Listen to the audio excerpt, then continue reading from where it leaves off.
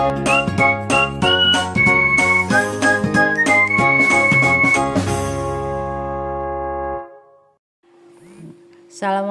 warahmatullahi wabarakatuh.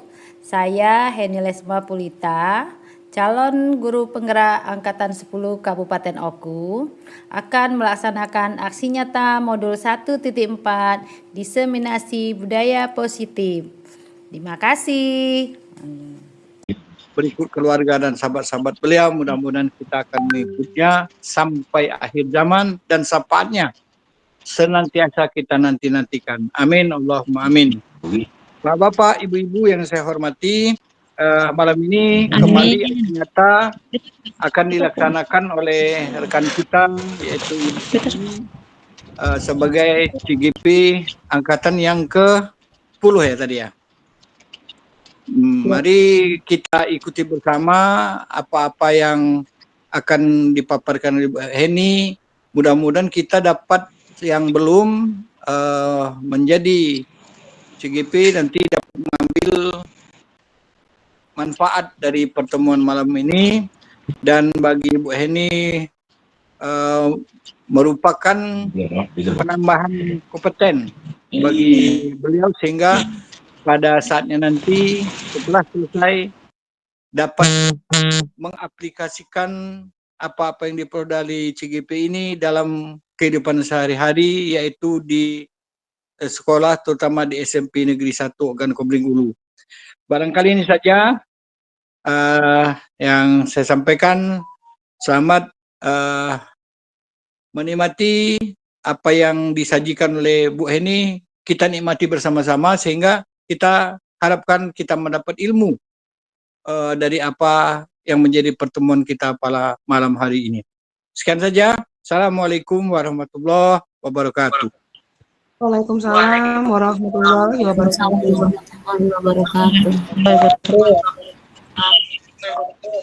Terima kasih kepada Bapak Saihon SPD MM sebagai Kepala Sekolah SMP Negeri 1 Ogan Komering Ulu. Tadi Bapak, maaf saya lupa memberi tahu kepada Bapak bahwa anggota kita webinar pada malam hari ini tidak hanya dari Kabupaten Ogan Komering Ulu, Pak. Tetapi ada tadi disebutkan oleh Bu Herma bahwa ada anggota kita dari luar pulau malahan, Pak, bukan luar provinsi lagi. Oh ya. Iya, Ibu siapa tadi, Bu Heni? Tadinya saya pikir begitu karena kita sudah beberapa kali mengadakan kegiatan ini. Kembali kami sapa rekan-rekan yang dari luar wilayah Kabupaten Oku. Kami ucapkan selamat malam, selamat mengikuti kegiatan ini. Terima kasih. Dilanjut, Ibu Vera Angela. Oke, siap Pak. Terima kasih. Kita lanjutkan acara selanjutnya. Bagaimana Bu Heni? Kita akan membuka dua sesi. Sesi pertama yaitu pemaparan dulu dari Bu Heni Pulita, yang kemudian sesi kedua sesi pertanyaan atau tanya jawab. Oke, kita mulai sesi yang pertama yaitu sesi tanya jawab, sesi pemaparan dari Ibu Heni Pulita. Kepada Ibu Heni Pulita, waktu dan tempat kami persilakan. Baik, Ibu Vera, terima kasih atas waktu dan kesempatannya. Assalamualaikum warahmatullahi wabarakatuh. Yang terhormat Bapak Kepala Sekolah SMP Negeri 1 Oku, Bapak Saihon SPD MM. Yang saya hormati Bapak Ibu peserta webinar pada malam hari ini.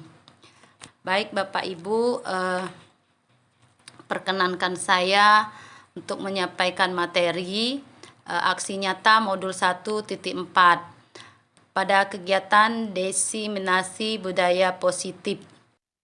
Baik Bapak Ibu, izin share ya. Sudah Bu. Sudah kelihatan layarnya. Saya akan memperkenalkan. Yang pertama itu adalah pengajar praktik saya, Waalaikumsalam warahmatullahi wabarakatuh. Beliau bertugas di SD Fransiskus Batu Raja, Kabupaten Oku. Yang sering kalau guru-guru di SMP 1 mungkin sudah sering melihat ya. Yang kedua ada Ibu fasilitator saya, yaitu Ibu Stianingsi. Beliau berdomisili di Jakarta. Baik Bapak Ibu, untuk berikutnya kita asah dulu kemampuan kita. Ya, di sini bisa terlihat Bapak Ibu. Ya, ada berapa jumlah hewan pada gambar ini? 3. 8. Ya, 4. Sepertinya 4 itu. ya, ada yang 7, ada yang 4. 10. 4, Bu. Ya, ada yang 10. Oke, ada gambar apa itu? Baik, 5. ya. 5. Sudah bisa? Kita lihat ya. Ada ikan.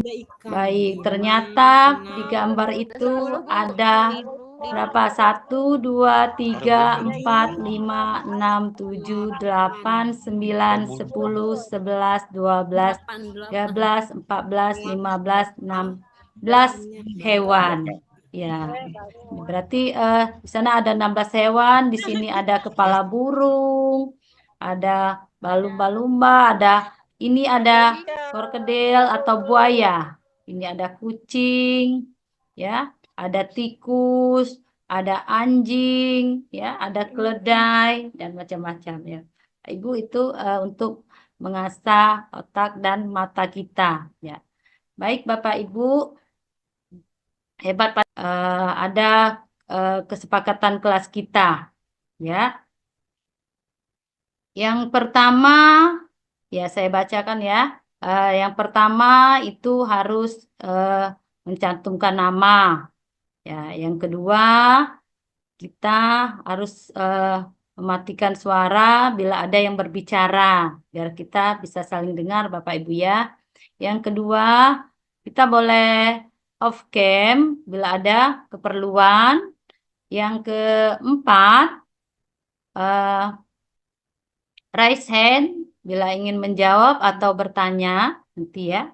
Yang keempat itu mengisi link absen ya, biar bisa langsung ke sertifikatnya Bapak Ibu ya nanti. Cukup ya Bapak Ibu? Cukup, Bu Heni. Baik. Ya, kita akan masuk ke pembelajaran kita. Baik, Bapak Ibu ada pertanyaan pemantik. Hukuman dapat mendisiplinkan anak. Baik. Tidak setuju, Bu. Kurang setuju, Bu.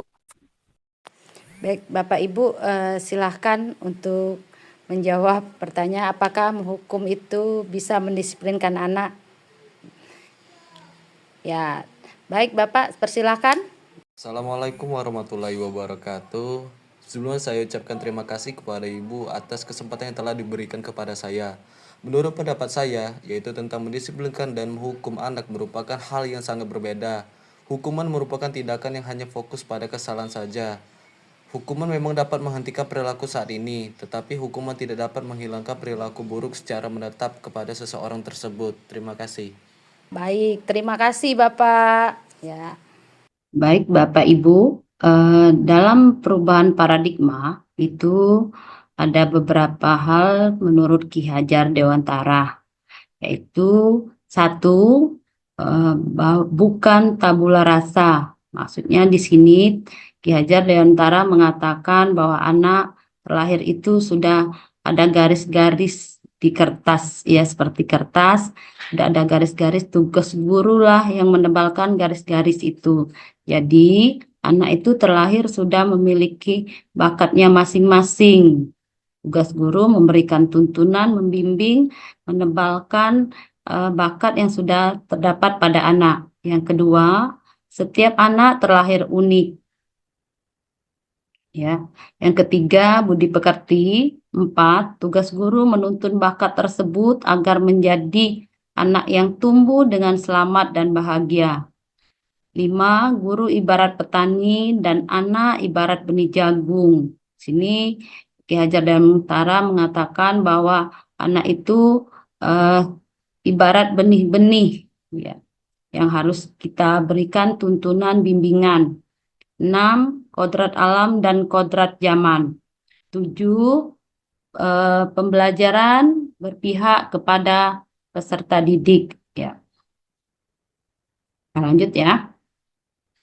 Tujuan dari pembelajaran paradigma ini dengan cara prinsip pembelajaran yang berdiferensiasi sehingga setiap peserta didik dapat belajar sesuai dengan kebutuhan dari tahap perkembangannya agar terwujudnya profil pelajar Pancasila.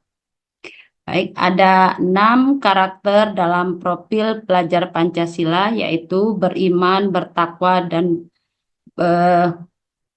berakhlak mulia kepada Tuhan Yang Maha Esa, berkebinekaan global, bergotong royong, mandiri, bernalar kritis, dan kreatif. Baik Bapak Ibu, kita lihat dulu videonya.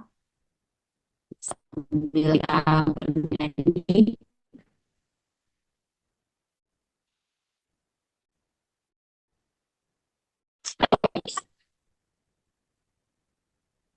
Aktif. Dan dengan multi. Bapak Ibu, ayo kita nyanyi dulu.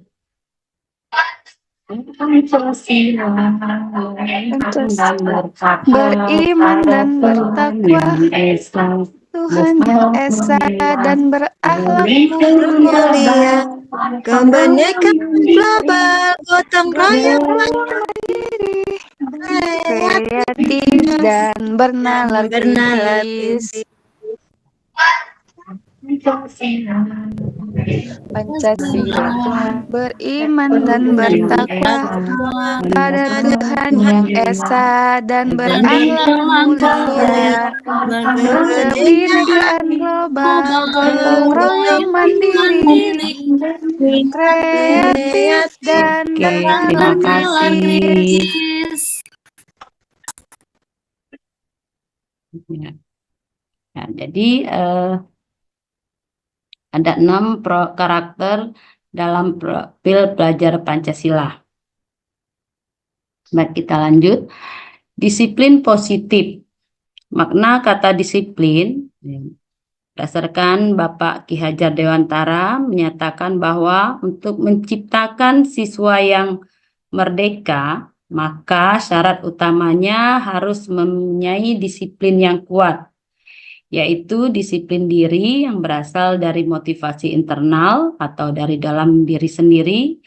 Jika kita tidak mempunyai motivasi internal, maka diperlukan motivasi eksternal atau orang lain untuk mendisiplinkan dirinya.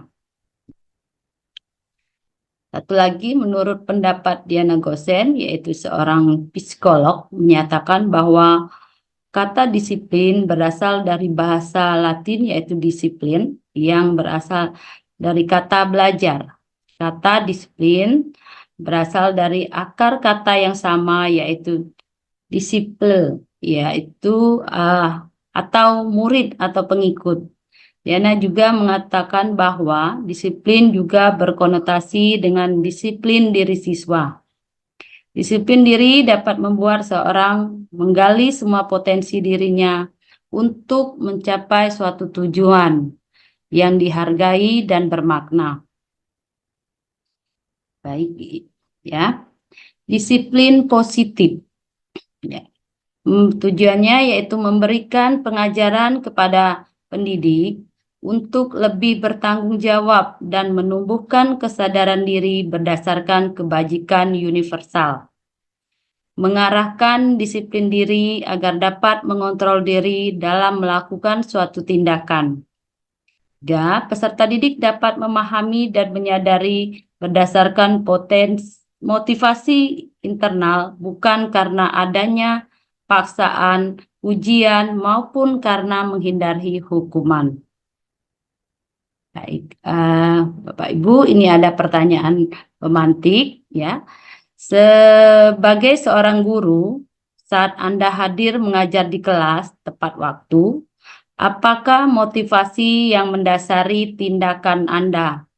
Apakah Anda datang tepat waktu karena ingin ditegur oleh kepala sekolah dan kemudian mendapatkan surat peringatan dari kepala sekolah? Atau ingin mendapatkan pujian dari kepala sekolah dan mendapatkan penghargaan sebagai guru teladan? Atau ingin menjadi guru yang menghargai waktu dan menghargai diri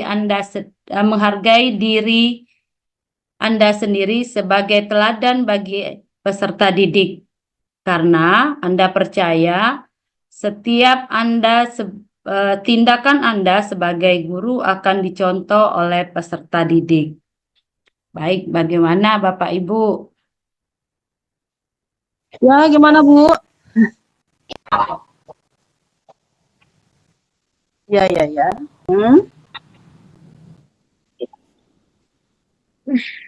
Ya, karena kalau saya lihat dari pilihan tadi ya Bu ya, yang pastinya kita sebagai guru kita menghargai waktu gitu kan, menghargai diri agar dapat dicontoh oleh peserta didik kita, demikian Ibu.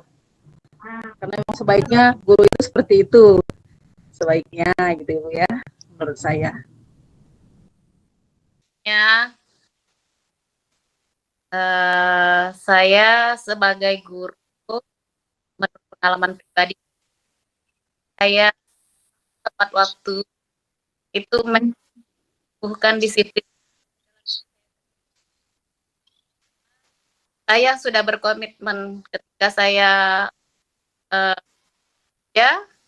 jalankan tugas, karena untuk ya, untuk tanggung jawab ini. Iya Bu,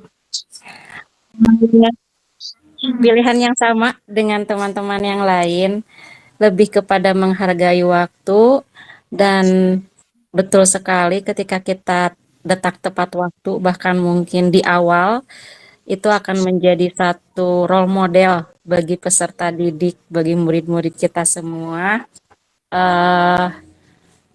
Ketika melihat ibu gurunya sudah hadir di tengah-tengah mereka di sebelum waktu belajar, mereka bisa menyapa kita, bisa lebih, karena ketika ada anak yang ditanya misalkan kenapa datangnya telat, tidak sedikit yang menjawab karena ibu gurunya juga sama telat. Nah, itu satu hal terpukul bagi seorang guru ketika jawaban anak seperti itu. Dan selain menumbuhkan kedisiplinan bagi anak juga, itu pun menjadi satu penilaian orang tua ya, tanggung jawab kita sebagai pendidik memberikan satu contoh yang sangat baik bagi peserta didik itu betul-betul dituntut gitu. Jadi sangat setuju itu sebagai tanggung jawab kita sebagai guru dan sebagai waktu pembagian waktu disiplin waktu bagi kita dan menjadi contoh bagi anak-anak. Begitu Ibu. Terima kasih.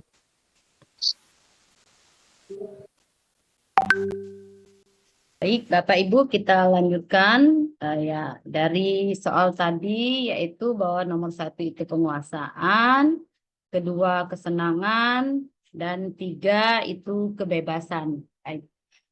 Untuknya kita lanjutkan ke motivasi perilaku manusia. Baik, ada 3 motivasi perilaku manusia menurut Diana Gosen, yaitu 1, untuk menghindari ketidaknyamanan atau hukuman.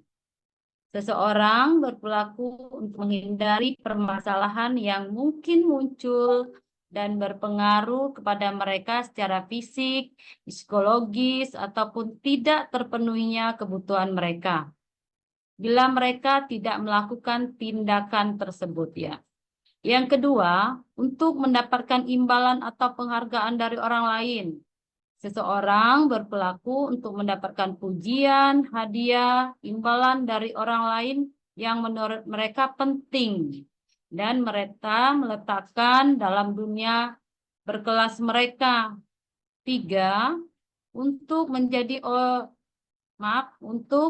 orang yang mereka inginkan dan menghargai diri sendiri dengan nilai-nilai yang mereka percaya. Orang melakukan sesuatu karena nilai-nilai yang mereka yakini dan hargai. Motivasi ini akan membuat orang mempunyai disiplin positif karena motivasinya bersifat eksternal ya atau dari dalam diri mereka sendiri. Baik Bapak Ibu, di sini ada pertanyaan pemantik. Ya, IPA kurang menguasai matematika, sehingga pada saat pelajaran tersebut berlangsung, dia lebih banyak berdiam diri atau menggambar di buku pelajarannya. Pada saat guru matematikanya Bu Vera menanyakan pertanyaan, IPA menjadi gugup dan tidak sengaja menjatuhkan tasnya dari kursi, serta tiba-tiba menjadi gagap pada saat berdaya menjawab.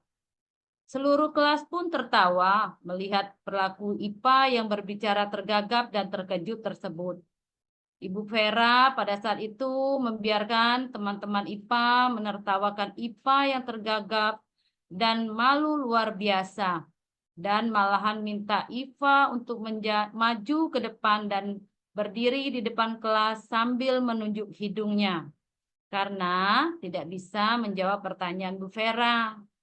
Kelas menjadi gaduh dan anak-anak pun tertawa melihat IPA di depan kelas memegang hidungnya.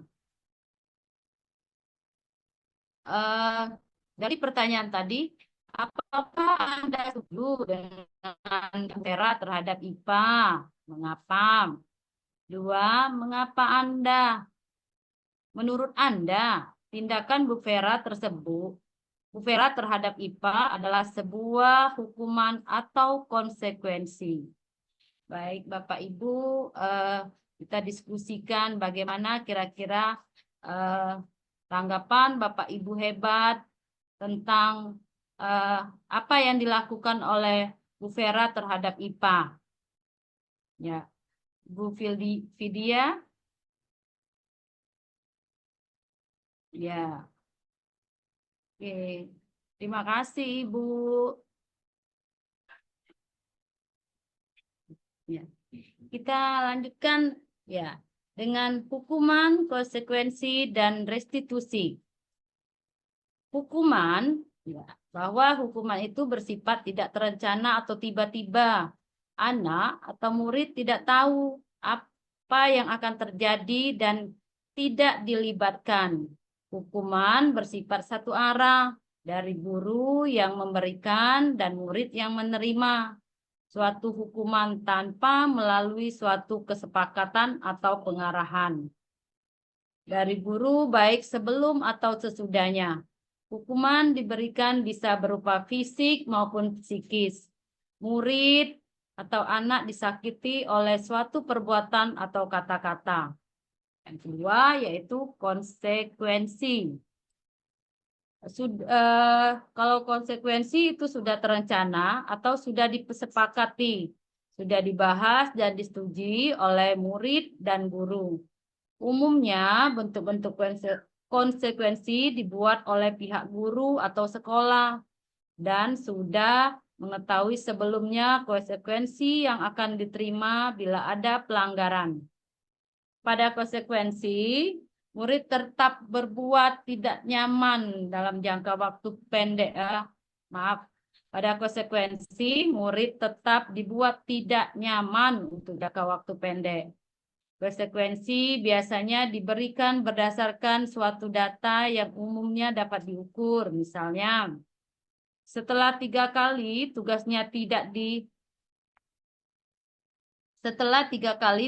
tidak diselesaikan pada batas waktu yang diberikan, atau murid melakukan kegiatan di luar kegiatan pembelajaran, misalnya mengobrol, maka murid tersebut akan kehilangan waktu bermain dan harus menyelesaikan tugas karena ketertinggalannya. Peraturan dan konsekuensi yang mengikuti ini belum diketahui sebelumnya oleh murid. Sikap guru di sini senantiasa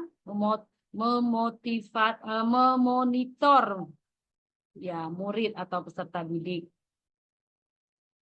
Baik, sedangkan restitusi merupakan proses kolaboratif yang mengajarkan murid untuk mencari solusi untuk masalah mereka dan membantu berpikir tentang orang seperti apa yang mereka inginkan dan bagaimana mereka harus memperlakukan orang lain. Ciri-ciri restitusi yang membedakan dengan program disiplin lainnya, restitusi bukan untuk menebus kesalahan, namun untuk belajar dari kesalahan. Restitusi memperbaiki hubungan. Restitusi adalah tawaran, bukan paksaan. Restitusi sifatnya menuntun untuk melihat ke dalam diri.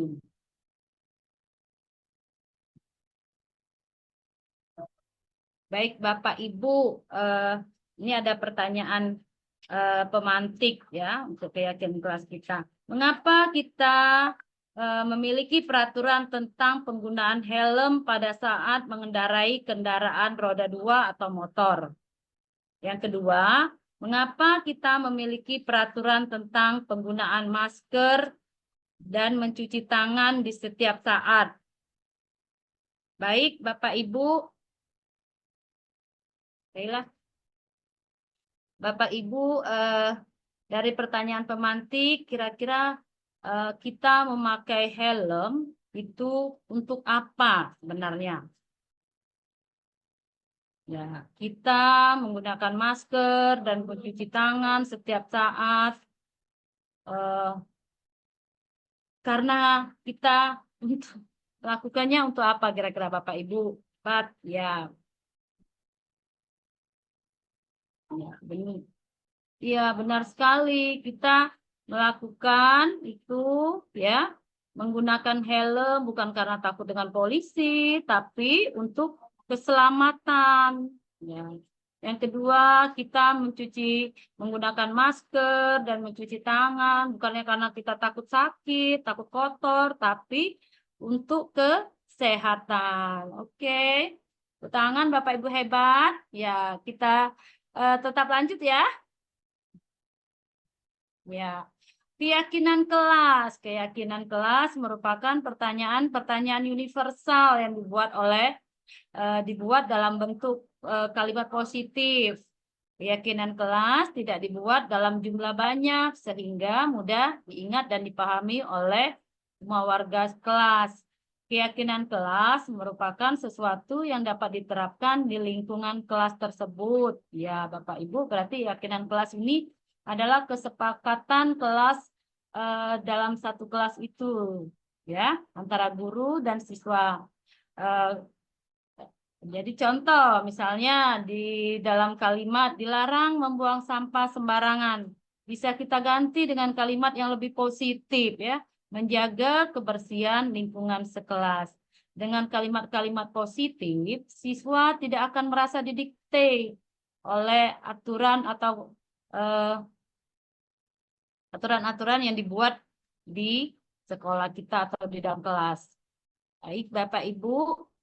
Nah, ini ada kebutuhan dasar manusia. Baik, kebutuhan dasar kita itu ada 5, yaitu bertahan hidup, kedua kasih sayang atau rasa diterima, ketiga penguasaan, 4 kesenangan, dan 5 kebebasan.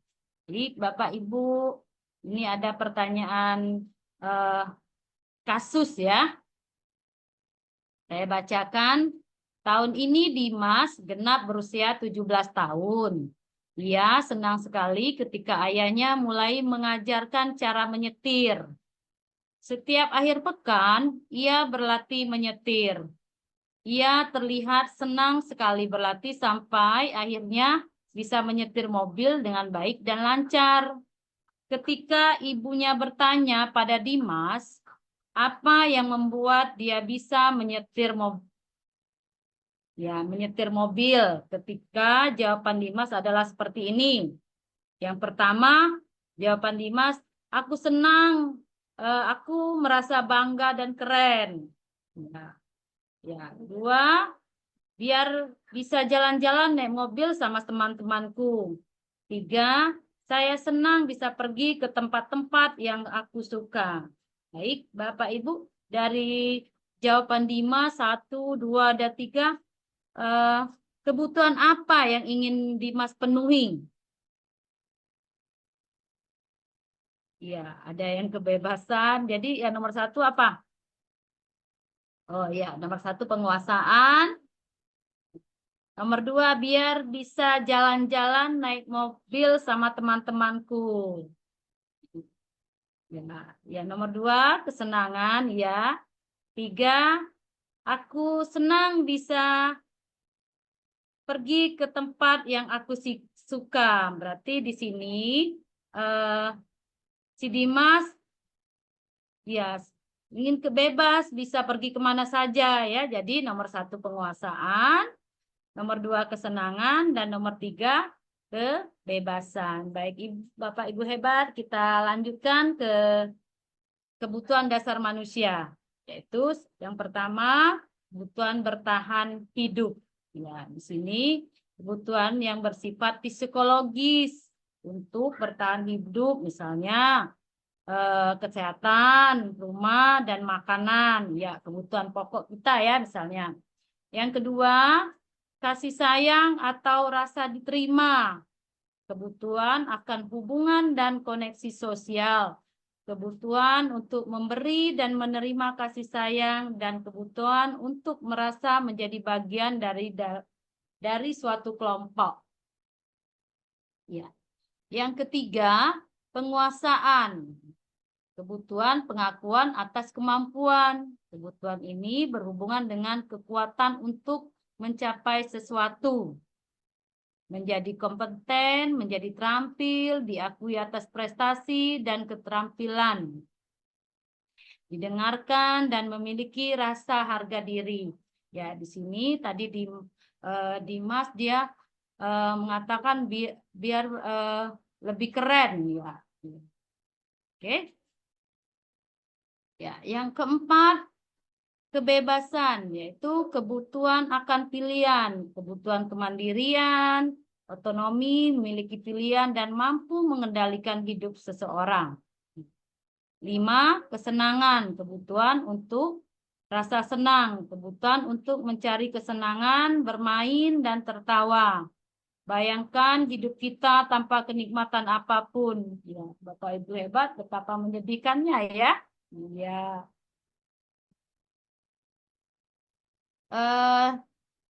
Untuk berikutnya ya, karena kita malam minggu ini kita nonton dulu ya.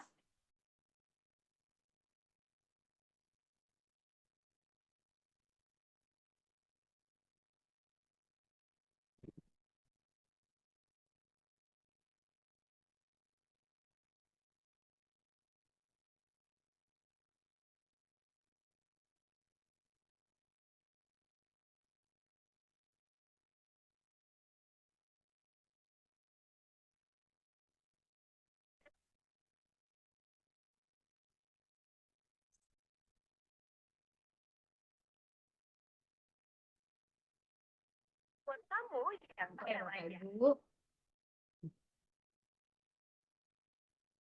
ini 5 posisi kontrol ya guru. Bisa dilihat Bapak Ibu? Naren.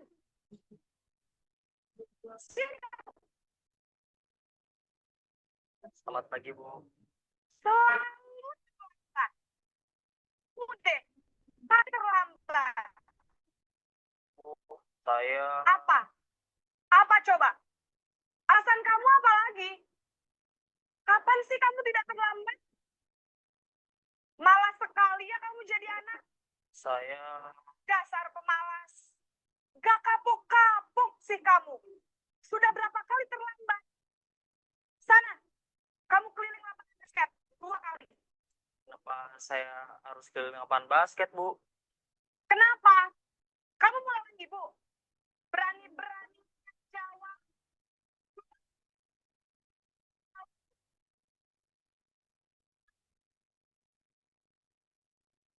Sekalian, biar kapok. Cepat. Pergi sana ke lapangan basket. Yang kedua, posisi pembuat merasa bersalah.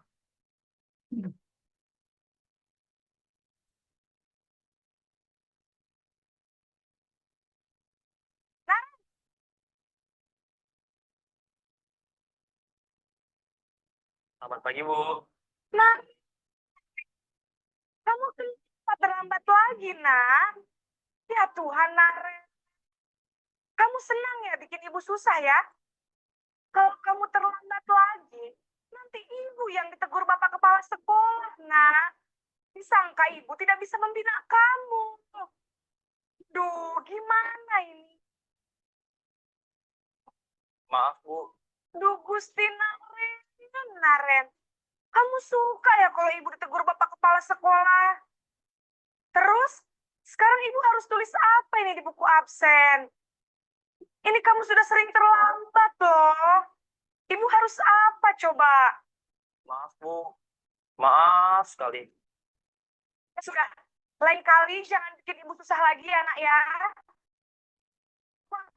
Mau gini terus, bisa jantungan kalau ibu tegur bapak kepala sekolah. Sana cepat. Kelas. Maaf, Bu. Maaf sekali. Baik, yang ketiga posisi sebagai teman.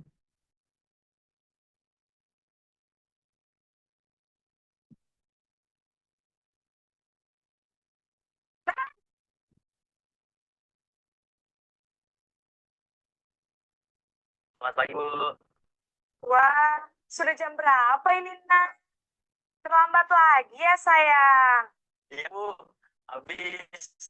Ibu saya membangun saya, Bu. Kamu malah menyalahkan ibu kamu. Kamu bukannya anak yang lebih kencang. Kok terlambat sih? Iya, Bu. Saya memang terlambat bangun tadi. Jadi, biar saya lari kencang, tetap jangan kejar, Bu. Ya sudah sana. Nanti lain kali larinya lebih kenceng lagi ya. Biar gak terlambat lagi. Bikin seneng ibu. Demi ibu. Bisa kan? Bisa lah, Bu. Ya sudah sana masuk kelas. Ibu beresin urusan absen kamu. Kamu ini ada-ada saja. Keempat, posisi pemantau atau monitor.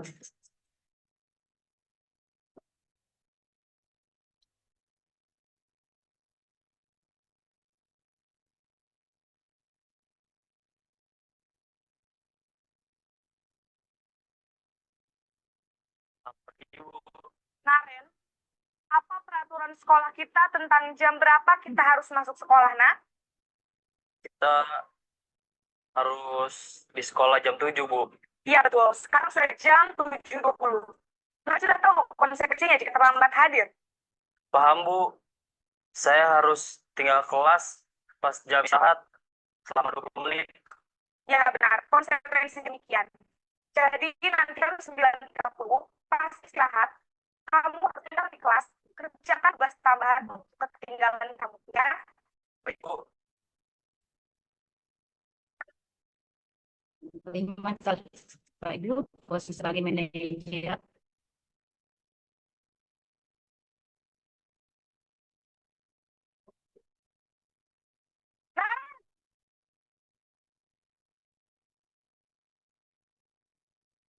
Ibu.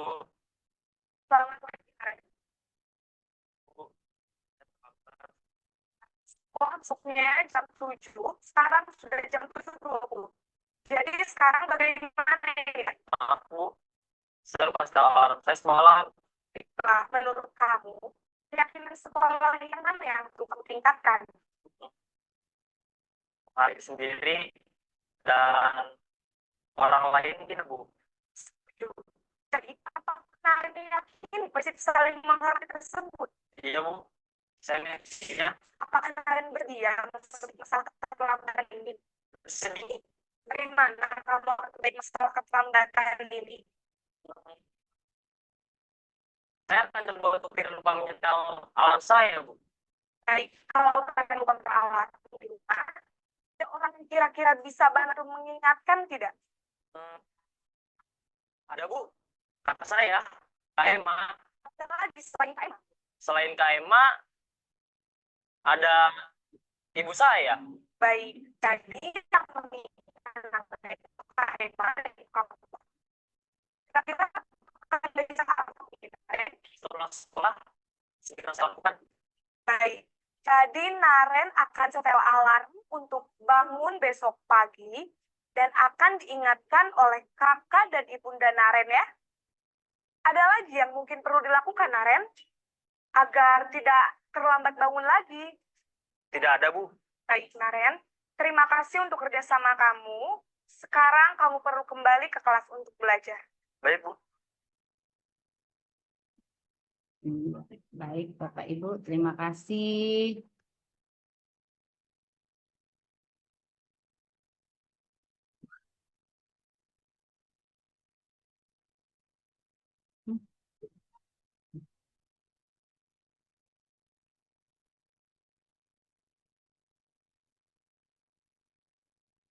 Ya, bagaimana tadi Bapak Ibu?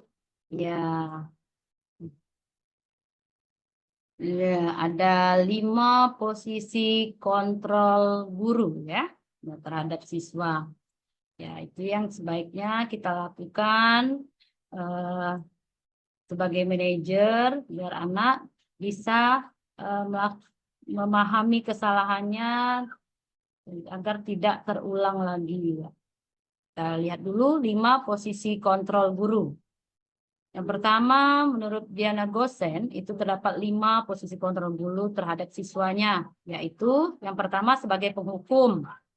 Seorang penghukum dapat menggunakan hukuman fisik dan verbal. Guru yang menjalankan posisi sebagai penghukum akan berkata, contohnya misalnya, patuhi aturan saya atau awas nanti. Kamu selalu saja salah. Yang kedua, pembuat orang merasa bersalah. Pada posisi ini, biasanya guru akan bersuara lemah lembut, menggunakan keheningan yang membuat siswa menjadi tidak nyaman, rasa bersalah, dan rendah hati. Biasanya guru mengatakan, Bapak sangat kecewa sekali dengan kamu. Berapa kali Ibu harus memberitahu kamu ya, walaupun nada kita lemah lembut, tidak keras, tapi kata-kata kadang-kadang ya lebih menyakitkan ya, Bapak Ibu. Yang ketiga sebagai teman. Dalam posisi ini, guru tidak menyakiti murid, tapi akan selalu berusaha mengontrol siswa melalui persuasi. Posisi ini dapat berdampak positif dan negatif. Positif berupa hubungan yang baik antara guru dan siswa. Ayo, bantulah demi Ibu ya. Ayo, ingat semua bantuan Ibu selama ini. Ya. Tapi dampak negatifnya, bila guru selalu memposisikan sebagai teman, di saat guru tidak membantu, siswa tersebut akan kecewa dan berkata, saya pikir Bapak adalah teman saya. Atau murid merasa tidak mau lagi berusaha. Siswa hanya mau bertindak untuk guru tertentu, tidak untuk guru lain. Dan siswa akan tergantung pada guru tersebut. Ya Bapak Ibu, kalau kita lalu kepada siswa, akhirnya guru itu siswa tersebut hanya mendengarkan guru yang dia anggap sebagai teman, dengan guru lain tidak ya. Yang keempat sebagai monitor atau sebagai pemantau. Posisi teman, posisi pemantau berdasarkan peraturan-peraturan dan konsekuensi dengan memisahkan hubungan pribadi. Ya, pertanyaannya misalnya peraturannya apa yang telah kamu lakukan. Yang kelima itu adalah sebagai manajer. Di sini sebagai manajer berarti kita menggali, menanyakan kesalahan pada peserta didik kita agar mereka mencari solusi dari kesalahan mereka biar tidak terulang kembali. Jadi ada motivasi intrinsik dari dalam peserta didik untuk memperbaiki kesalahan yang telah mereka lakukan. Selanjutnya adalah segitiga restitusi. Ya. Segitiga restitusi dengan langkah yaitu pertama kita menstabilkan identitas. Yang kedua, validasi tindakan yang salah. Yang keempat yaitu meyakini kesepakatan, menanyakan keyakinan. Tadi kan seperti yang dilakukan sebagai orang manajer itu pertama setelah anak melakukan kesalahan biasanya kita stabilkan dulu identitasnya, ya jangan anak dalam keadaan emosi misalnya ya, kita stabilkan dulu identitasnya. Yang kedua baru kita lanjutkan menanyakan mengapa anak tersebut atau peserta didik tersebut melakukan kesalahan yang mereka perbuat. Yang ketiga, baru apakah keyakinan yang telah mereka langgar dan apa solusi dari permasalahan mereka tersebut. Ya. Oh. Ya. Segitiga restitusi dibagi 3 sisi, yaitu sisi menampilkan identitas. Sisi ini merupakan bagian dasar dari segitiga bertujuan untuk mengubah identitas anak dari yang gagal menjadi suatu kesalahan menjadi orang yang sukses. Contoh kalimat, berbuat salah itu tidak apa-apa. Tidak ada manusia yang sempurna. Kita bisa menyelesaikannya. Bapak tidak tertarik untuk mencari siapa yang salah, tapi Bapak ingin mencari solusi untuk permasalahan ini. Ketika anak fokus pada kesalahan, maka akan sulit melakukan restitusi ini. Hal ini karena rasa bersalah menguras energi, merasa bersalah berarti identitasnya gagal. Rasa bersalah membuat kita terperangkap pada masa lalu yang tidak bisa diubah lagi. Baik. Yang kedua yaitu sisi validitas tindakan. Restitusi menyarankan guru untuk berbicara kepada siswa bahwa melanggar peraturan adalah sikap yang baik. Ya, tetapi dalam restitusi harus memahami alasan dan memahami bahwa setiap orang pasti melakukan yang terbaik pada waktu tertentu. Untuk itu perlu dilakukan validasi terhadap kebutuhan siswa dengan contohnya dengan kalimat, padahal kamu bisa melakukan yang lebih buruk dari ini ya. Ya. Kamu pasti punya alasan mengapa melakukan hal ini. Kamu boleh mempertahankan sikap itu, tapi kamu harus menambahkan sikap yang baru. Ya.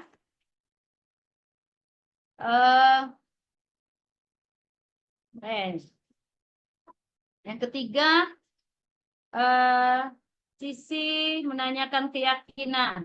Setelah melalui sisi 1 dan 2, anak telah siap dihubungkan dengan nilai-nilai yang dipercaya dan berpindah menjadi orang yang diinginkan. Nah, contoh pertanyaan yang digunakan yaitu apa yang kita percaya sebagai kelas atau keluarga? Apa nilai-nilai umum yang telah kita sepakati? Kamu mau menjadi orang yang seperti apa? Baik, Bapak Ibu, saya sudah melakukan restitusi di kelas, di sekolah. Kita lihat dulu.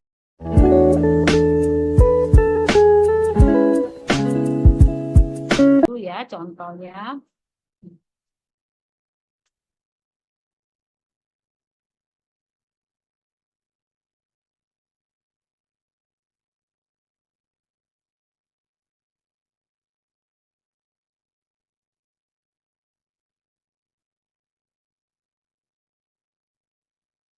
Itu sisanya dulu pertama ya baru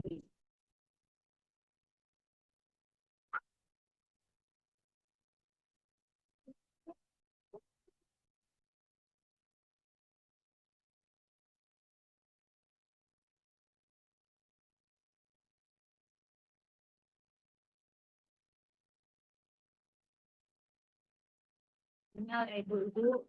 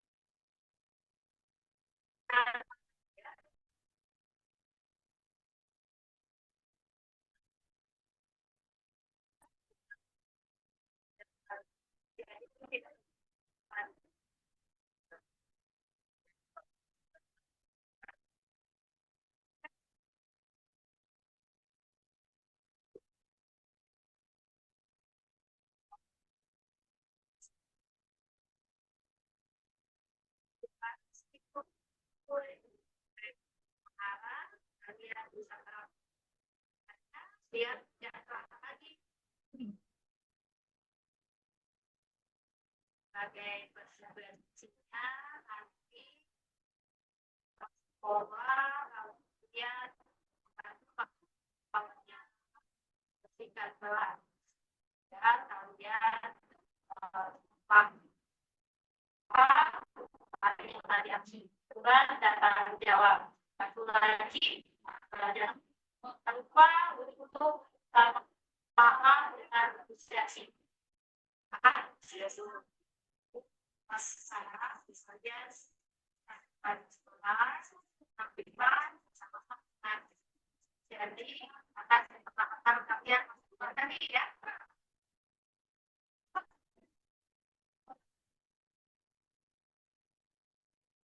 Terima kasih.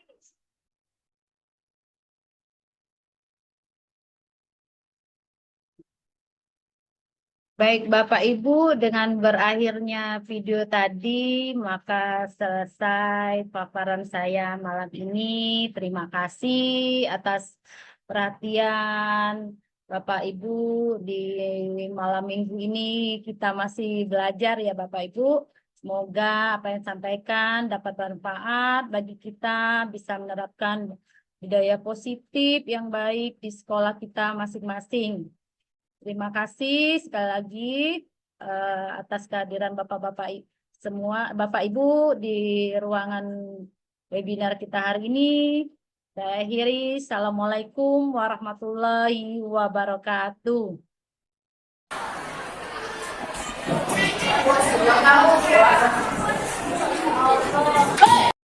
Kamu nih yang belum ngumpul literasi ya? Oh Sipa, dosa marah-marahnya. Kami ya sudah bawa ngumpul literasi. Ya, aku nih dipanggil sama dia ke perpus.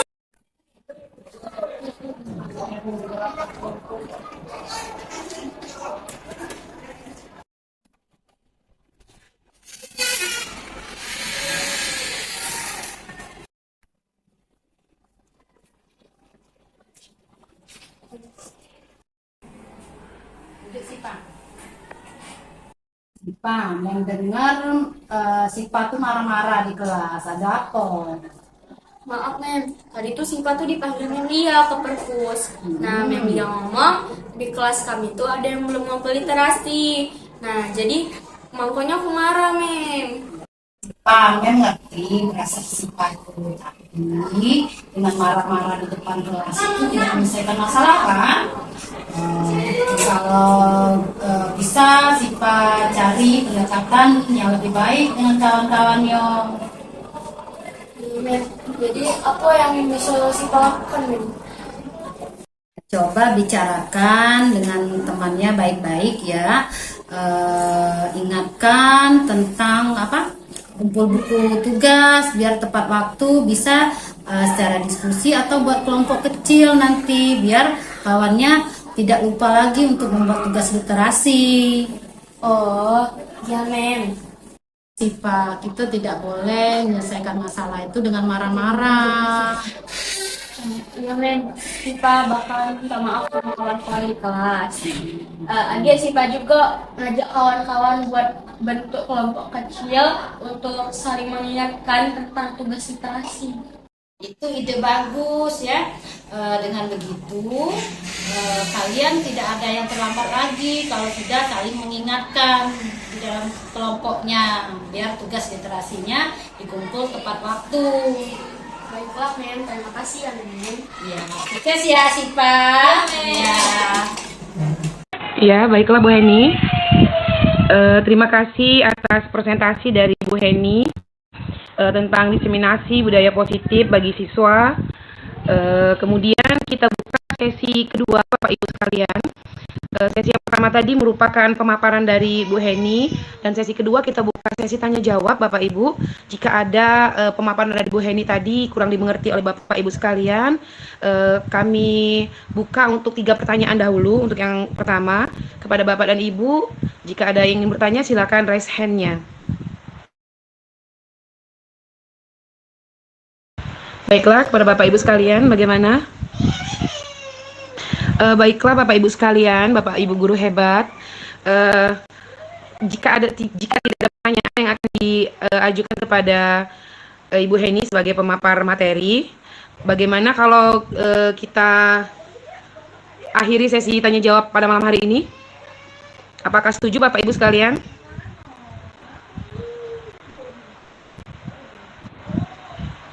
Sekali lagi Bapak Ibu sekalian, apakah setuju sesi tanya jawab kita? Oke. Ibu Heni berhubung iya. Oke, Bu. Oke. Iya, Ibu Heni berhubung waktu sudah menunjukkan pukul 20.47 menit. Mungkin Bapak Ibu hebat sekalian sudah mulai mengantuk ini. Baiklah, kepada Ibu Heni sebagai pemapar materi pada malam hari ini. Bu Heni, link absennya sudah di-share belum, Bu? Sebelum kita tutup acara pada malam hari ini, Bu Heni akan meng-share link absennya. Bagaimana Bapak Ibu sekalian, apakah tampil? Tampil. Bisa.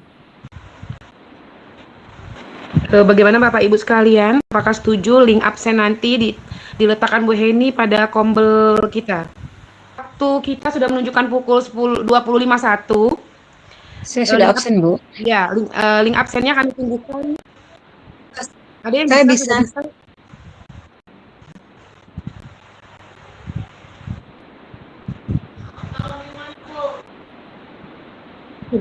Iya, sebagian sudah bisa Bu Heni. Sebagian lagi ada yang belum.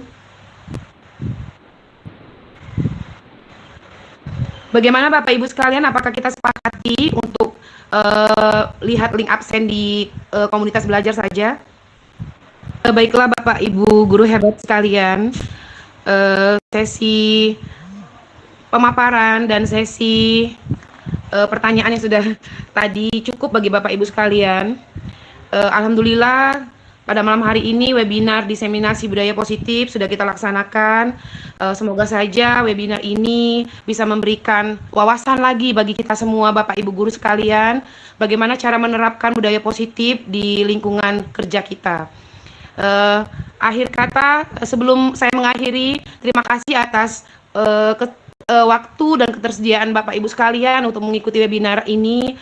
Semoga di webinar-webinar selanjutnya kami mengharapkan sekali untuk Bapak Ibu sekalian mengikuti webinar yang akan kami laksanakan di komunitas belajar kami. Sekali lagi saya ucapkan terima kasih. Saya sebagai pembawa acara mohon maaf jika saya ada salah kata. Saya akhiri webinar diseminasi budaya positif pada malam hari ini. Wabillahi taufiq wal hidayah. Wassalamualaikum warahmatullahi wabarakatuh. Waalaikumsalam. Sertifikatnya melalui email ya, Bu? Assalamualaikum warahmatullahi wabarakatuh. Terima kasih Bu Heni juga. Terima kasih Bu Heni. Izin live. Terima kasih Bu Vera. Salam Iya. kami dari Kabupaten Lahat. Terima kasih Pak Heri.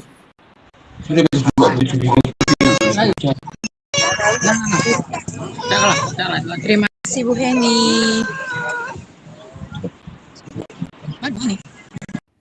Bismillahirrahmanirrahim.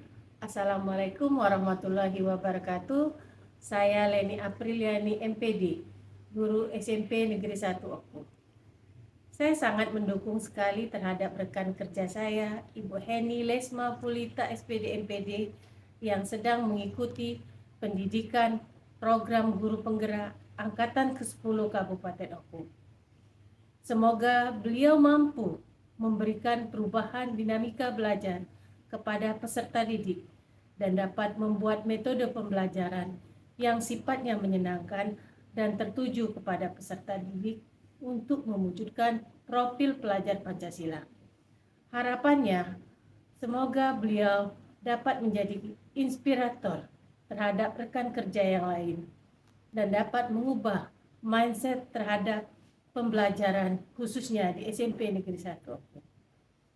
Selamat berjuang, sukses selalu untuk Ibu Heni Lesma Pulita SPD MPD.